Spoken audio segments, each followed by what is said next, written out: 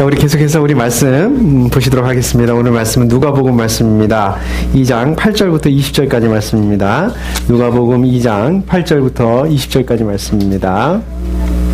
누가복음 2장 8절부터 20절까지 말씀. 네, 우리 저 여러분들께서 한 절씩 교독으로 읽도록 하겠습니다. 그 지역에서 목자들이 밤에 들에서 지내며 그들의 양떼를 지키고 있었다. 그런데 주님의 한 천사가 그들에게 나타나고 주님의 영광을 비추니 그들을 보시 두려워하였다. 천사가 그들에게 말하였다. 두려워하지 말아라. 나는 온 백성에게 큰 기쁨이 될 소식을 너희에게 전하여 준다. 오늘 다윗의 군대에서 너희에게 구주가 났으니 그는 곧 그리스도 주님이시다. 너희는 한 갓난아이가 포대기에 쌓여 구유에 뉘어 있는 것을 볼 터인데 이것이 너희에게 주는 표징이다. 갑자기 그 천사가 거슬러 많은 하늘 무대가 나타나서 하나님을 찬양하여 말하였다. 더없이 높은 곳에서는 하나님께 영광이요 땅에서는 주님께서 좋아하시는 사람들에게 평화로다. 천사들이 목자들에게 떠나 하늘로 올라간 뒤에 목자들이 서로 말하였다. 베들레헴으로 가서 주님께서 우리에게 알려주신 바 일어난 그 일을 보시라. 그리고 그들은 급히 달려가서 마리아와 요셉과 구유에 누워있는 아기를 찾아냈다. 그들은 이것을 보고 나서 이 아기에 관하여 자기들이 들은 말을 사람들에게 알려주었다. 이것을 들은 사람들은 모두 목자들이 그들에게 전해준 말을 이상히 여겼다. 마리아는 이 말을 보이 간직하고 마음속에 공고히 있었다. 네, 우리 20절은 같이 읽겠습니다. 목자들은 자기들이 듣고 본 모든 일이 자기들에게 일러주신 그대로임을 알고 돌아가면서 하나님께 영광을 돌리며 그를 참여하였다. 아멘. 감사합니다. 네, 오늘 예배는 우리 또 가족 예배와 함께 이제 이렇게 성탄 예배로 드리고 있습니다. 우리가 보통 한국에 있을 때는요, 전통적으로 이제 그 크리스마스 이브에 보통 이제 유초등부들하고 유스들하고 이 아이들이 이제 그 찬양도 준비하고 또 선곡도 준비를 해서 또 어른들하고 같이 이렇게 교제를 나누는 그런 시간을 갖습니다. 그렇게 하고 이제 자정쯤 되면 이제 그 찬송가하고 이제 캐롤을 준비해가지고 집집마다 이렇게 돌면서 이제 대문 앞에서 찬양하고 캐롤 이렇게 크리스마스 캐롤 이렇게 부르게 되면 집집마다 이렇게 준비했던 그 음식들을 또 간식거리들을 나눠줘요. 그러면 이제 그거를 다 가지고 와서 교회에 다시 가지고 와서 그 간식들을 나눠 먹기도 하고 또 이제 각자가 준비한 선물들 가지고 이제 선물 교환을 하기도 하고 또 게임도 하고 또 밤새도록 이렇게 이야기도 나누고 이제 이러면서 밤을 이제 꼬박 새죠. 크리스마스 이브에는. 그렇게 하고 이제 성탄 예배를 주일날 성탄절 날 아침에 오전에 이제 예배를 드리게 되는데 막상 또 예배는 그냥 그렇게 다 밤을 늘 새기 때문에 아주 그냥 꾸벅꾸벅 졸고 네 보통 이제 그렇게 합니다. 근데 이제 여기 미국에서는요 성탄절이 그 명절의 의미를 가지고 있죠. 명절의 의미를 가지고 있어서 보통 이제 이 가족과 같이 예배를 같이 이렇게 시간을 보내기 위해서 많은 교회들에서 대부분의 교회들에서 성탄 예배를 갖지 않습니다. 그래서 이제 저희 교회도 오늘 이렇게 성탄 예배를 이렇게 드리게 됐습니다. 그리고 하고 이제 뭐 교회 소식에서 말씀드린 것처럼 오늘 목요일 날 이제 이번 주 목요일이죠. 목요일 날 6시에 저희도 이제 성탄 2부 간단하게 예배 드리고 그다음에 그 많은 프로그램들이 이렇게 준비되어 있습니다. 우리 유초등부는 그 연습도 굉장히 열심히 하더라고요. 연극 연습하고 있고 또 우리 목장들 또 우리 청년부하고 유스하고 또 연합으로 또 찬양도 이렇게 준비되어 있다고 이렇게 하는데 이렇게 좀 바쁘시겠지만 일정을 다 조정하셔서 다들 이렇게 참여해 주시면 좋겠습니다. 그래서 이렇게 같이 또 교제도 나누고 또 즐거운 시간 가질 수 있으면 좋겠습니다. 이렇게 모든 것들이 그런 것 같아요. 이렇게 시간들이 지나면서 좀 더 조금씩 이렇게 개선이 되고 또 좋아지고 또 발전되고 과거의 것들보다는 이제 세련되어지고 이제 이런 방향으로 많이 가는 것 같습니다. 요즘에는 그 성탄절 말씀도 보시게 되면 굉장히 성경의 여러 본문 말씀들을 통해서 또 아주 다양한 그 성탄절 말씀들이 이렇게 풍성하게 이렇게 나눠지는 것들을 보게 됩니다. 근데 그 전에는 옛날에는 성탄절 말씀하면 마치 수학 공식처럼 정해져 있던 것 같아요. 오늘 말씀 이제 누가복음 2장이라든지 아니면 좀 마태복음 2장 말씀이라든지 거의 뭐 이 말씀이 이렇게 전형적으로 성탄절 하면 이렇게 정해져 있었는데 요즘에는 이제 그 틀을 좀 많이 벗어나져 있는 것 같습니다.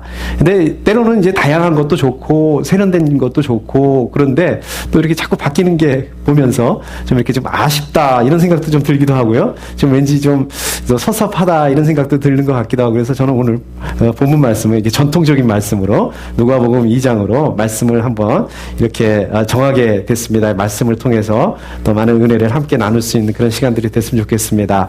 오늘 그 8절 말씀에서 보시게 되면은요. 이제 제가 다시 한번 읽어보겠습니다. 그 지역에서 목자들이 밤에 들에서 지내며 그들의 양떼를 지키고 있었다. 이렇게 말씀으로 시작을 하게 됩니다. 여기서 이제 그 지역에 대해서 이렇게 얘기를 하고 있는데 이 그 지역이 어디를 말씀을 하고 있는 걸까요? 요 앞에 4절 말씀에 보면 이제 거기가 베들레헴이라는 그 얘기가 나오죠. 그래서 오늘 이 본문 말씀에 배경이 되는 곳은 베들레헴이다. 이렇게 알 수 있습니다. 뭐 다 알고 계시는 말씀이죠. 그렇게 하고 오늘 또 이 본문 말씀의 주요 인물, 주인공들 하면 누가 될 수 있겠습니까? 잘 아시다시피 이제 아기 예수님이고 또 요셉, 마리아 이런 분들이 주요 인물들입니다. 잘 아시고 계시는 말씀입니다. 근데 여러분들 잘 아시다시피 요셉하고 마리아가 어디서 낳고 자라고 살고 있었습니까? 이 베들레헴은 남쪽 지역이잖아요. 그죠? 이쪽이 아니라 원래는 반대로 이스라엘의 그 북쪽 지역 그죠? 예, 북쪽 지역에서 나사렛이죠. 갈릴리 지역 나사렛이라는 곳에서 원래는 이 요셉과 마리아가 살고 있지 않았습니까? 근데 어떻게 해서 여기까지 이렇게 오게 됐을까요? 이 남쪽 지역 반대 지역까지 어떻게 해서 이렇게 오게 됐을까요? 자, 그 말씀을 보시기 위해서는 우리 1절 말씀에 이것들이 1절 말씀부터 보시게 되면 이 부분에 대해서 오늘 성경 말씀이 이렇게 설명을 하고 있습니다. 말씀하고 있습니다. 제가 한번 1절 말씀 한번 읽어보겠습니다.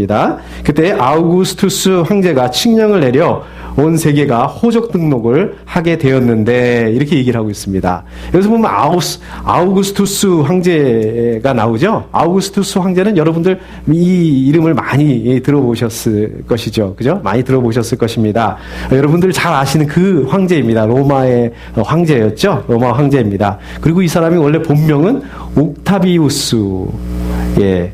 옥타비아누스입니다. 죄송합니다. 옥타비아누스였죠.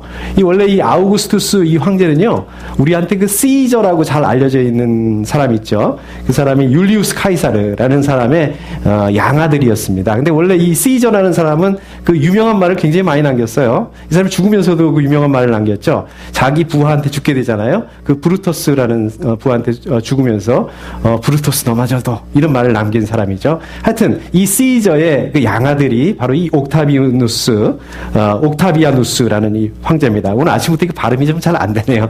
네. 그래서, 그 로마 황제였고요. 이 옥타비아누스라는 이름이 사실은 이름이 아닙니다. 이름이 아니라 이게 이 타이틀 내지는 이제 칭호였다고 합니다. 그런데 이제 그 뜻이 어떤 뜻이냐면, 그게 이제 숭고한 자, 고귀한 자라는 그런 뜻을 가지고 있고, 그래서 이 당시에 그 로마에서는 아주 그 신적인 존재로서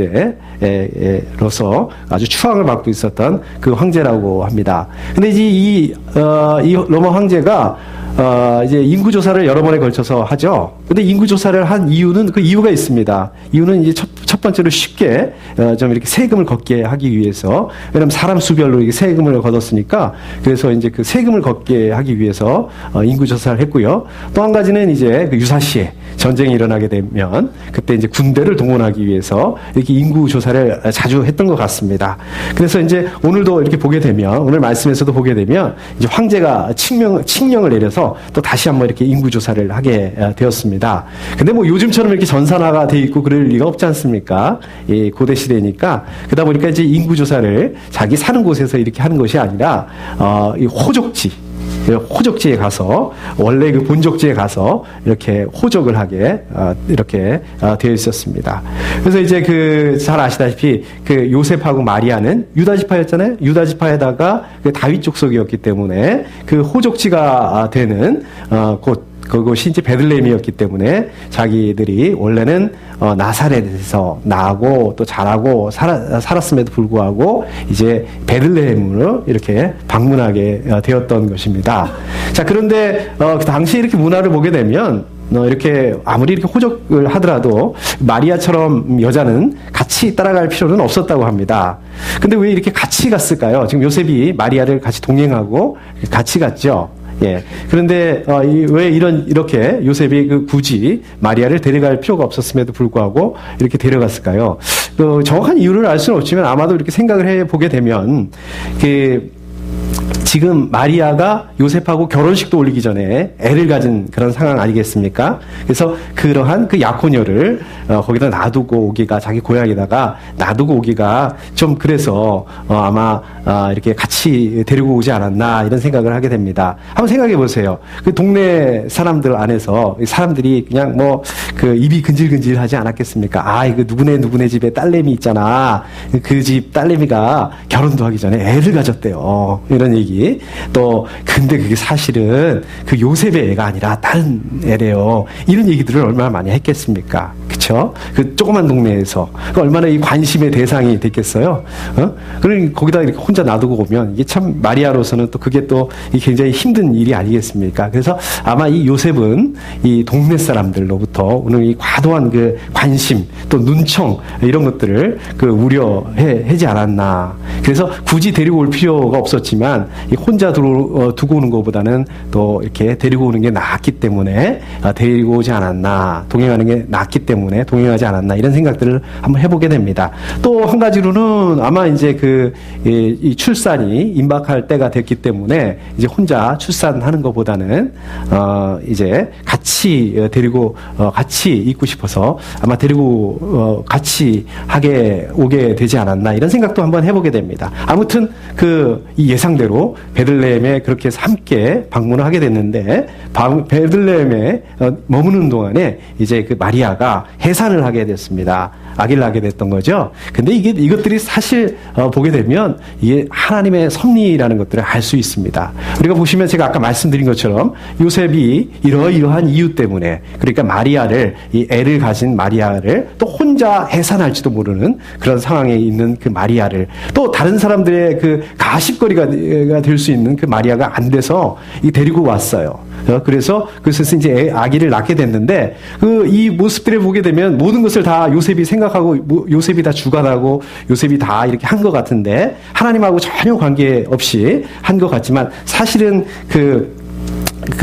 하나님과 전혀 관계없이 예수님이 나사렛이 아니라 베들레헴이라는 곳에 태어난 것처럼 이렇게 보여줄 수 있지만은 사실은 이 모든 일들을 하나님께서 미리 예비하시고 계획하시고 준비하셨다는 것을 알 수 있습니다. 우리 말씀 한번 찾아보실까요? 미가서 말씀입니다. 우리 구약에 있습니다. 소선지서인데요. 미가서 5장 2절 말씀입니다. 미가 5장 2절 말씀. 네, 우리 한번 좀 찾아주십시오.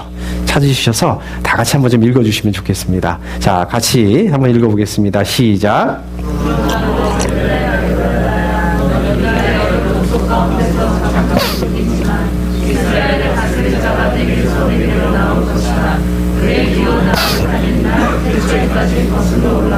아멘. 예, 여기서 보시면 작은 동네 베들레헴에서 메시아가 나실 것을 예언하고 있는 예언서 말씀이시죠, 그죠? 예수님이 태어나시기 훨씬 전부터 이렇게 하나님께서는 예언자들을 통해서 베들레헴에서 메시아가 나실 것, 예수님께서 베들레헴에서 나실 것을 또 여기서 보시면 아득한 옛날 태초부터 이렇게 헌 전부터 이렇게 하나님께서 우리 인류를 이 메시아를 통해서 하나님의 아들을 통해서 구원하실 그 계획을 준비하시고 계셨던 것입니다.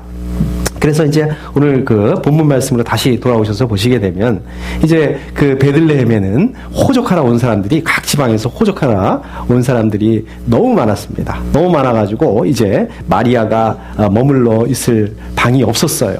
이제 애를 낳아야 되는데 방이 없었던 거예요. 그래 뭐 지금 뭐 애기 보고 야 애기야 조금만 기다려라 지금 애 낳을 수 있는 방이 없단다 좀만 참자 이제 이럴 수도 없는 거지 아니겠습니까? 이제 그래서 결국은 어쩔 수 없어서 이 공간이라는 곳은 마국간밖에 없어가지고 이제 마국간에서 아기를 낳게 되는 것입니다. 여러분들 이 성극이나 이런 연극들 많이 보셨죠, 그죠? 또 아마 한두 번은 또 이렇게 해보셨을지도 모르겠어요. 또 이렇게 조형물로 이렇게 보면 많이 또 이 모습을 만들어 놓고 있죠. 이 근처에 보게 되면. 그래서 이것에 대해서 굉장히 친근합니다. 그죠? 또 이 부분들에 대해서 아주 익숙해요. 저희들 이렇게 잘 알고 있습니다. 또 어떨 때 보면은 굉장히 또 그 낭만적으로도 보여요. 이렇게 마국간에서 아기를 안고 있는 그 모습들이 참 낭만적으로 보입니다. 근데 한번 생각을 해 보십시오. 마국간이라는 곳이 어떤 곳입니까? 말이 머무르는 말이 사는 집이란 말이에요. 그곳에서 뭐 그 먹기도 하고 이렇게 뭐 배설도 하고 이 사실 생각해 보면은 좀 이렇게 굉장히 비위생적인 곳이었고요. 아기를 낳기에는 굉장히 더럽고 또 냄새나고 또 그런 곳이 아니었나 이런 생각들이 듭니다.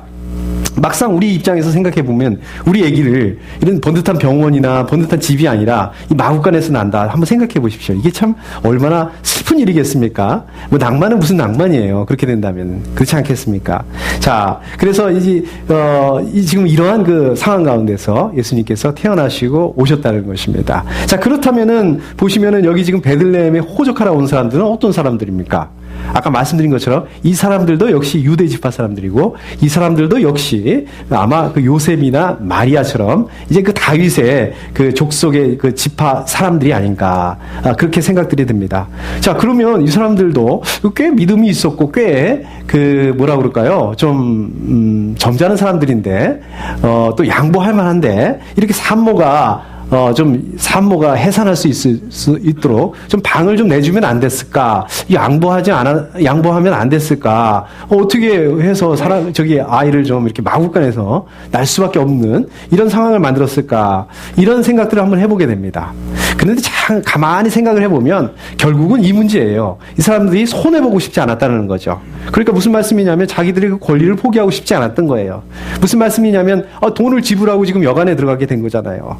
그런데 내가 왜 이걸 포기해야 돼? 내가 왜 포기하고 내 방을 내주고 여기서 애를 낳게 나는 어디 가서 있으란 말이야?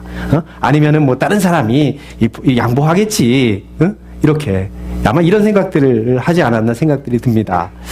저는 이 사람들을 놓고 보게 되면 이 요셉의 그 마리아의 약혼자죠, 그죠? 남편이죠. 요셉하고는 굉장히 그 대조되는 그런 그 모습, 대조되는 그런 태도들을 보이지 않나 이런 생각들이 듭니다. 그 마태복음에 보면은요, 마태복음 1장 19절에 보면 그 성경 말씀은 요셉에게 의로운 사람이어서 이렇게 얘기하고 있습니다. 요셉이 의롭다라고 이렇게 이야기를 하고 있습니다. 그런데 요셉이 사실 그렇게 뭐 의로울 일을 한 게 없어요. 성경에서는 요셉이 그렇게 의롭다라고 이렇게 들을 만한 그런 일을 기록한 게 없습니다. 사실 생각해 보면은 요셉도 굉장히 의심을 했거든요. 그 마리아가 그렇게 그 성령을 잉태한 것에 대해서 굉장히 의심을 했습니다. 그리고 또 확신을 못했습니다. 성령으로 잉태한 것에 대해서 자기가 믿지 못했어요. 확신을 할 수가 없었습니다. 그런데 그럼에도 불구하고 자기가 그 부분에 대해서 완전히 이해할 수 없었고 확신할 수 없었지만 그럼에도 불구하고 이 마리아를 긍휼히 여기는 그런 마음이 있었던 것 같습니다. 그래서 사실은 원래 율법대로 하게 되면 어떻게 됩니까? 이렇게 결혼도 하기 전에 아기를 가지게 되면 어떻습니까? 율법에 의하면 신명기인가요? 이 돌로 쳐서 죽이게 돼 있어요. 그런데 지금 그 요셉은 그게 어떻게 보면 마땅한 권리예요. 요셉이 행할 수 있는 마땅한 권리이자 또 어떻게 보면 의무이자 이랬음에도 불구하고 요셉은 그렇게 하지 않습니다. 오히려 긍휼한 마음을 가지고 이 마리아를 감싸 안으려고 하고 있고 또 그 마태복음에 보면 그래서 가만히 파혼하려고 했다 이렇게 말씀하고 있지 않습니까? 어떻게 보면은 요셉이 그러한 결정을 내리기까지는 그 안에서 내부적으로 많은 그 갈등을 겪었을지도 모르겠습니다. 그 안에서 많은 스트러글도 하고 또 자기 안에서 굉장히 힘든 그런 약혼녀였었으니까 그런 스트러글과 힘든 시간들을 가지지 않았나 이런 생각들을 해보게 됩니다. 그런데 그럼에도 불구하고 이렇게 자기 그 약혼녀 마리아를 감싸 안으려고 한 이 부분들에 대해서 하나님께서는 바로 의롭다라고 이렇게 요셉에게 의롭다라고 말씀하고 있었던 것들을 보게 됩니다. 그런데 거기에 비해서 이 반면에 이 베들레헴에 호적을 하러 온 이 사람들 그 여관에 같이 있었던 이 사람들은 자기 그 권리에 대해서 내가 왜 손해를 봐야 되는데, 내가 왜 내 당연한 권리를 포기해야 되는데, 물론 틀린 말은 아니지만 이런 굉장히 뭐라고 볼 수 있을까요? 자기중심적인, 다른 사람이 어떻게 됐든 애를 낳든 마구간에서 낳든 말든 그냥 자기중심적으로 또 그런 그 생각과 태도를 가지고 있다는 그런 면에서 요셉과 굉장히 그 대조적이고 또 반대의 위치에 있지 않았나, 이런 생각들을 해보게 됩니다. 결국은 이 사람들은 어떻습니까? 이 사람들이 그렇게 기다렸던 이 메시아, 이 그리스도를 그 메시아께서 오셨지만 자기 그 눈앞에서 그 자기 중심적인 생각들, 또 자기 중심적인 태도들, 이 욕심들 때문에 알아보지 못합니다. 그것들을 알아보지 못하고 환영하지 못하고 이렇게 되는 그러한 그 잘못을 저지르게 됩니다. 그런 일들을 일어나게 됩니다. 예수님께서는 이렇게 사람들에게 환영받지 못하고 또 이 무관심과 이 참담한 상황 가운데 그 마국간이라는 아주 냄새나고 더럽고 비위생적인 곳에서 그것을 통해서 이 땅 가운데 우리 사람들을 위해서 오시게 됐던 것입니다. 자, 우리 8절 말씀으로 다시 돌아가서요. 제가 또 잊어버렸네. 그 지역에서 목자들이 밤에 들에서 지내며 그들의 양떼를 지키고 있었다. 지금 이렇게 보게 되면 장면이 바뀌게 된 거죠. 1절부터 쭉 이렇게 읽어보시다 보면 지금 장면이 바뀌게 됐어요. 그래서 그 마국간이 아니라 마국간 주변에 있었던, 아마 베들레헴이지만 마국간 주변에 그 여관 근처에 어떤 그 바깥 곳이 아니었나 생각이 됩니다. 그래서 그 바깥에 있는 들이었죠. 거기에는 양떼가 있었고요. 또 양떼를 지키는 목자들이 있었다는 것입니다. 여러분들 어떻습니까? 목자 하면 이렇게 별로 거부감이 없어요. 우리 신약 성경에도 보면 예수님께서 이 자기 자신을, 본인을 목자에 비유하시는 그런 경우들이, 그런 말씀들도 많이 있습니다. 그리고 또 우리 교회에서도 실제로 이 목자라는 이런 그런 말들을 쓰지 않습니까? 그래서 우리는 굉장히 목자라는 말에 대해서 친근합니다. 어떤 경우는 굉장히 이것이 굉장히 성경적이다 이렇게 생각하는 경우도 있습니다. 그런데 당시에 이 목자라는 직업은 그렇게 환영받는 좋은 직업이 아니었습니다. 지금으로 말하면 그 3D 직종이라고 얘기할 수 있나요? 그러니까 사람들이 잘 안 하려고 하는, 싫어하는 것이었습니다. 힘든 일이었어요. 오늘 이 말씀에서도 보시는 것처럼 이 밤이 됐는데도 집에 못 들어가고 일을 하고 있어야 되잖아요. 양떼를 돌보고 있어야 되잖아요. 그래서 들에서 노숙을 해야 되고요. 또 아주 이런 귀찮은 일, 어려운 일이었습니다. 그러니까 당시로 말하면 이 목자들은 굉장히 소외된 사람들, 이런 사람들의 계층들이었다고 합니다. 자, 하나님의 천사가 그런데 소위 말해서 그때 그 당시에 잘 나가던 사람들에게 나타난 것이 아니라 이 소외된 사람들, 아무도 인정하지 않는, 그런 인정받지 못하는, 사회적으로 무시되는 사람들한테 하나님의 천사가 나타났던 것들을 보게 됩니다. 이 목자들에게 나타나게 되시죠. 이 천사들의 등장 때문에 이 목자들이 두려워했어요. 그래서 10절 말씀에 보면 이 천사가 이렇게 얘기하죠. 두려워하지 말아라. 나는 온 백성에게 큰 기쁨이 될 소식을 너희에게 전하여 준다. 이렇게 얘기를 하고 있습니다. 계속해서 11절, 12절 말씀을 보시게 되면 오늘 다윗의 동네에서 너희에게 구주가 나셨으니 그는 곧 그리스도 주님이시다. 너희는 한 갓난아이가 포대기에 쌓여 구유에 뉘어 있는 것을 볼 터인데 이것이 너희에게 주는 표징이다. 이렇게 말씀하고 있습니다. 다윗의 동네, 이것은 이제 베들레헴을 말씀하고 있는 거죠. 베들레헴에 메시아가 오셨다라는 말씀을 이렇게 하고 있습니다. 그런데 여기서 보시면 이 메시아에 대한 그 호칭을 세 가지로 얘기를 하고 있습니다. 이 첫 번째가 뭡니까? 첫 번째가 보면 구주라는 말을 쓰고 있고요. 그 다음에 두 번째로 그리스도, 그 다음에 마지막으로 주님이라는 말을 이렇게 사용을 하고 있습니다. 이 세 가지의 호칭은 예수님의 정체성에 대해서, 예수님의 그 존재에 대해서 말씀하고 있는 거죠. 먼저 이 구주라는 뜻은 Savior라는 그런 뜻입니다. 그래서 이 죄악 가운데 이제 우리 죽어가는 우리 사람들을 구원하시기 위해서, 죄와 사망 가운데 있는 우리 모두를 구원하시기 위해서 이 구원의 주관자로 오셨다는 말씀이시죠. 예, 구주라는 것은 그런 의미이고요. 그리스도는 또 어떤 뜻입니까? 이게 헬라어죠, 그죠? 근데 히브리어로 하면 메시아, 그러니까 그리스도나 메시아나 같은 뜻입니다. 그래서 기름 부음을 받은 자, 이제 이런 뜻인 거죠. 그리스도. 이렇게 그야말로 이 유대 사람들이 기다리던 이 메시아로서 오셨다는 것입니다. 마지막으로 이제 이 주님은 무슨 뜻입니까? 롤드. 이 주님이라는 롤드라는 말은 당시에 로마 황제한테만 붙일 수 있는 그런 그 호칭이었던 것입니다. 아까 말씀드린 것처럼 아우구스투스 이런 것처럼 이런 타이틀, 이런 호칭이라고 할 수가 있습니다. 자, 그런데 이 천사가 얘기를 하기를, 목자들에게 얘기하기를, 아기가 포대기에 쌓여 있을 텐데, 그래서 구유에 누워 있을 텐데, 이게 보통 일이 아니잖아요. 이런 일이 잘 안 일어나는 일이잖아요. 근데 이런 일이 일어나게 되면 그것이 바로 증거다. 너희가 그것을 보게 되면 그것이 바로 그 아기 예수님이 그리스도라는, 메시아라는 그 증거다라고 이렇게 얘기를 하고 있는 거죠. 자, 그리고 이제 곧 이어서 하늘에서 많은 군대가 하나님을 찬양합니다. 14절에 보게 되니까 더없이 높은 곳에서는 하나님께 영광이요, 땅에서는 주님께 좋아하시는 사람들에게 평화로다, 이렇게 말씀하고 있습니다. 사실 이 말씀은 11절 말씀, 그러니까 11절에 이렇게 되어 있죠. 오늘 다윗의 동네에서 너희에게 구주가 나셨으니 그는 곧 그리스도 주님이시다, 이 말씀에 대한 그 응답이신 것입니다. 그래서 이 말씀은 예수 그리스도의 그 탄생이, 그 성탄이 어떤 의미를 이야기하고 있는지, 어떤 의미인지 이것에 대해서 말씀하고 있습니다. 그래서 다시 말씀드리자면, 이렇게 메시아를 보내심으로 말미암아, 메시아께서 땅으로 우리 사람들에게 오심으로 말미암아 그 일들로 인해서 하나님께서 영광을 받으시게 됐다. 하나님께 영광이요.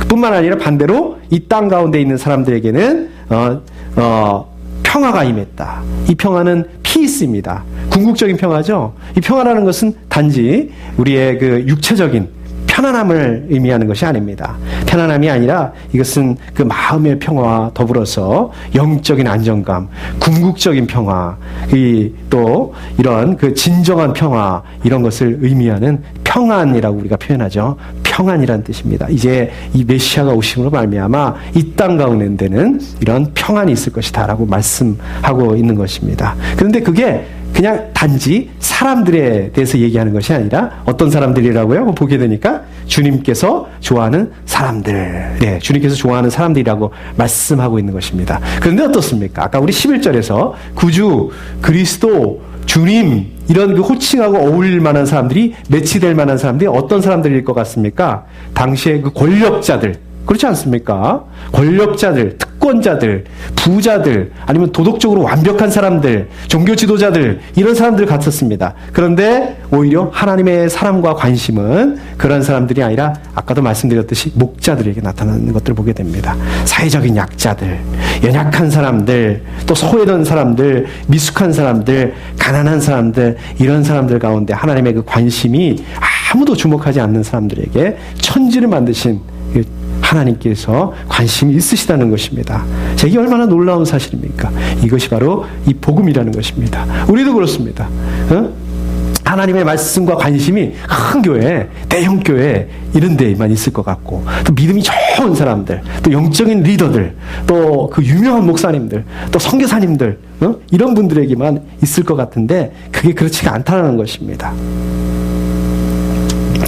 대형 교회가 아니라 우리같이 이렇게 작은 교회들 가운데 또 어떻게 보면 우리가 보더라도 어떤 때는 참 믿음이 좋은 것 같기도 하는데, 또 어떨 때는 우리 자신이 이렇게 돌아보더라도 이게 믿음이 있는 거야 없는 거야, 또 그러한 그 삶을 사는 이렇게 연약함에도 불구하고, 또 이렇게 보잘것없는 것처럼 불구하고, 그럼에도 불구하고 바로 우리 여러분들을 향해서, 우리들을 향해서 주님께서 좋아하시는 사람들이라고 이렇게 말씀하고 있으시다는 것입니다. 바로 이 우리들에게 이 관심을 가지시고 이 복음을 말씀하시기 원하신다는 것입니다. 이제 천사들이 들어가고 목자들만 남게 되었습니다. 그 목자들끼리 15절에 보면 이렇게 얘기하고 있습니다. 베들레헴으로 가서 주님께서 우리에게 알려주신 바 일어난 그 일을 봅시다, 이렇게 얘기를 합니다. 그리고 이제 16절에 보면 급히 달려가서 이렇게 얘기하고 있습니다. 이 말씀을 통해서 보게 되면 이 목자들이 이 부분에 대해서 얼마나 관심을 가지고 있었나, 얼마나 이 천사들의 얘기를 진지하게 보고 있었는지 보게 됩니다. 그리고 우선권을 가지고 다른 것들 다 내팽개치고 뭐 양떼 양떼를 이런 거 양떼를 보살피고 일하는 거 다 그만두고 우선권을 가지고 천사가 말한 것이 진짜인지 사실인지 이걸 확인하기 위해서 찾아 나섭니다. 그리고 결국은 이 요셉과 마리아와 아기 예수님을 이제 찾아내고 발견을 하게 됩니다. 17절에 보니까 이렇게 돼 있죠. 그들은 이것을 보고 나서 이 아기에 관하여 자기들이 들은 말을 사람들에게 알려주었다. 이렇게 얘기를 합니다. 이 아기에 관하여 자기들이 들은 말, 이게 뭡니까? 이 천사들이 이 목자들에게 해준 말이죠. 두려워하지 말아라. 나는 온 백성에게 큰 기쁨이 될 소식을 너희에게 전하여 준다. 오늘 다윗의 동네에서 너희에게 구주가 나셨으니 그는 곧 그리스도요 주님이시다. 그러니까 그 아기가 메시아라는 이 말씀입니다. 바로 이 말씀을 지금 그 요셉과 마리아와 거기에 있던 사람들에게 전해준 것입니다. 그리고 그 얘기를 들었던 요셉과 마리아, 거기 있던 사람들이 놀랍게 여겼다라고 이렇게 말씀하고 있는 것입니다. 자, 계속해서 19절 말씀을 보시게 되면은요. 마리아는 이 모든 일을 고이 간직하고 마음속에 곰곰이 되새겼다. 이렇게 말씀하고 있습니다. 우리 누가복음 1장에서 보시게 되면 이 앞에죠. 1장에 보시게 되면은요. 벌써 이 하나님의 천사 가브리엘 천사가 마리아에게 오신다고요. 와서 너가 성령으로 말미암아 잉태하게 될 것이다. 이 사실을 알려주죠. 근데 입장이 어떻습니까? 물론 주님의 종이니 주께서 하신 대로 이렇게 하겠다라고 얘기를 하지만 이게 인간적으로 이해할 수 있는 부분입니까? 쉽지 않죠. 이해하기 쉽지 않죠. 그러니까 이 가브리엘 천사가 그 친척 얘기를 하죠. 엘리사벳 얘기를 합니다.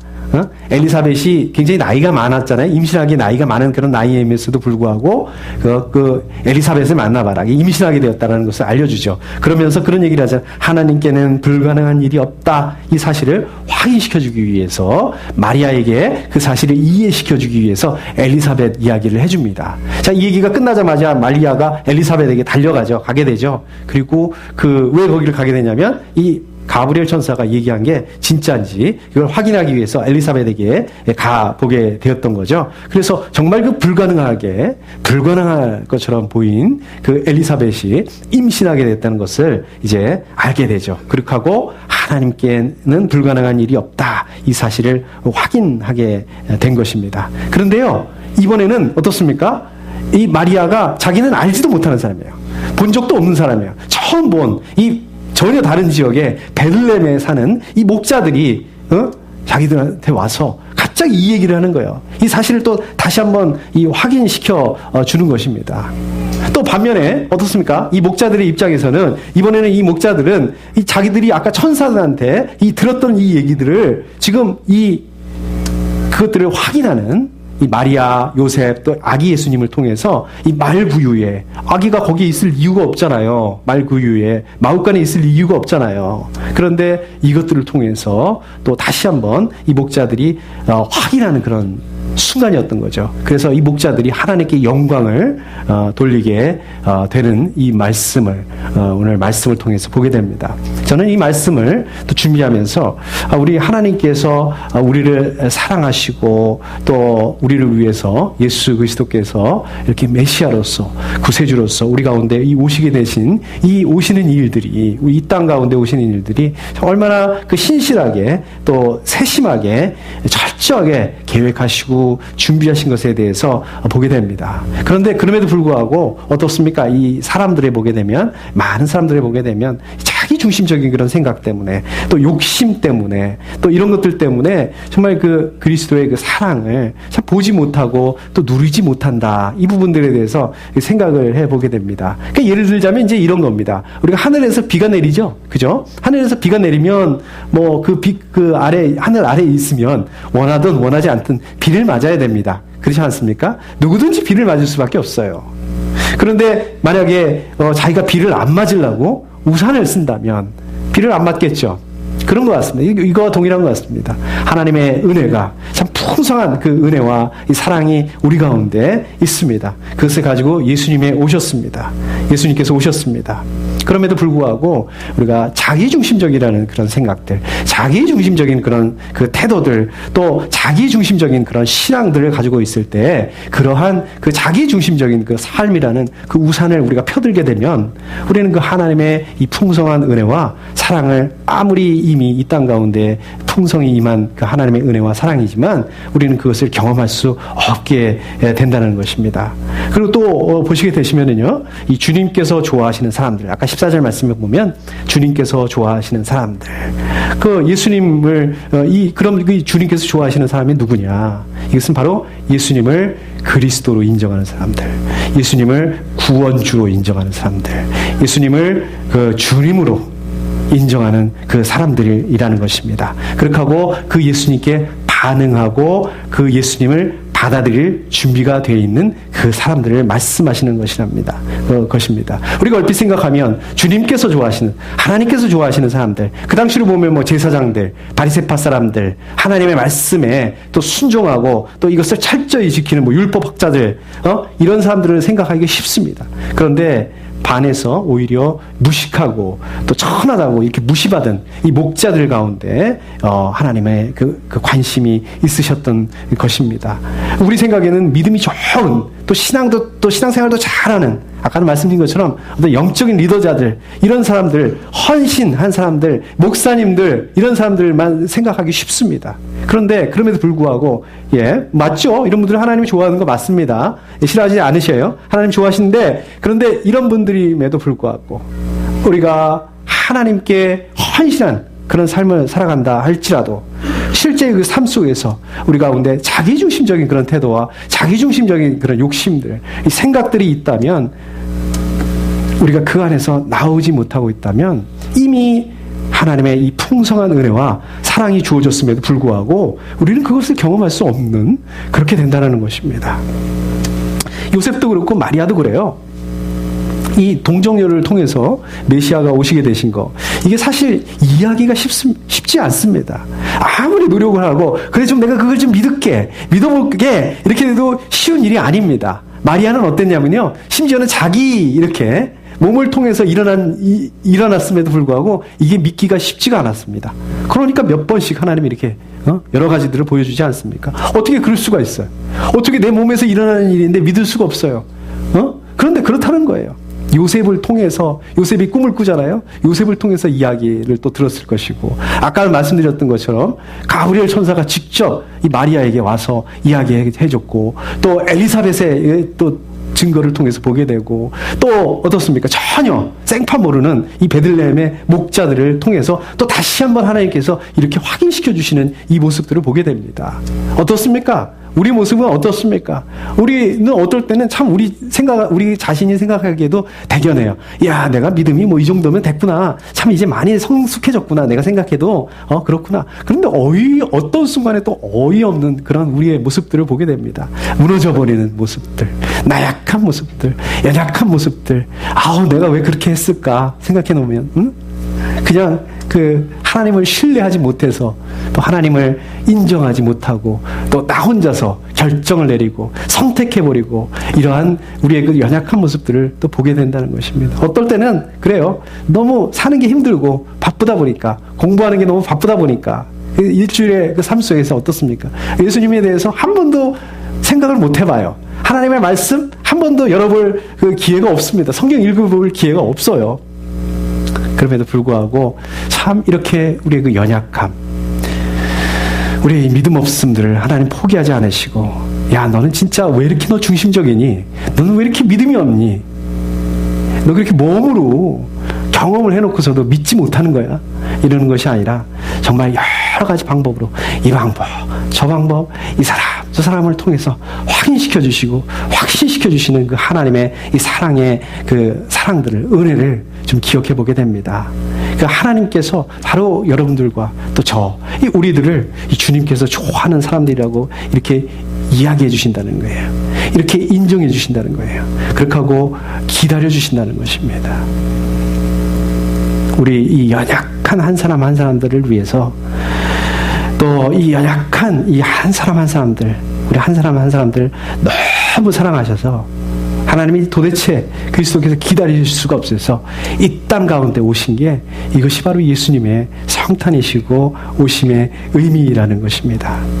이것이 바로 여러분들과 이 우리를 향한 하나님의 이 사랑이시라는 것입니다. 이것이 바로 예수님의 이 사랑이시라는 것입니다. 우리 이 예수 그리스도의 이 사랑, 성탄 이 아침에 이 사랑, 이것을 좀 우리가 기억하시고 또 이 풍성함을 누리실 수 있기를 소원합니다. 우리 함께 기도하겠습니다.